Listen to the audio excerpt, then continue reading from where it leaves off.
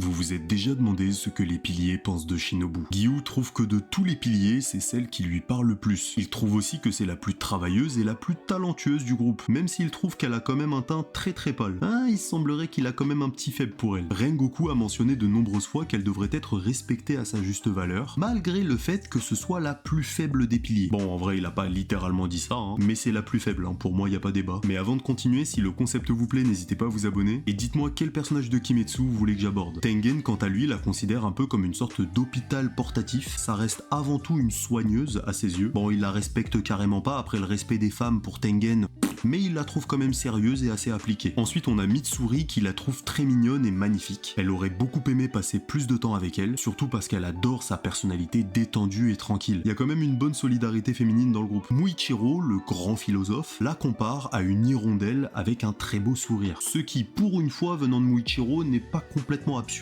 Du côté de Sanemi, il est très lié à Shinobu, surtout par rapport à sa sœur. Du coup, il prend souvent le temps de lui demander si tout va bien et si elle a besoin de quelque chose. C'est un bon gars sur ce coup. On continue avec Obanae qui, comme d'habitude, fait simple. Il la trouve patiente et à ses yeux, elle travaille dur. Et on termine avec Gyomei, le roi des ragots. Le mec voit rien mais il sait tout. Il trouve qu'elle est assez sensible et qu'elle pousse parfois les choses un peu trop loin. Sans compter en plus de ça qu'il sent qu'elle ressent quelque chose pour Gyu.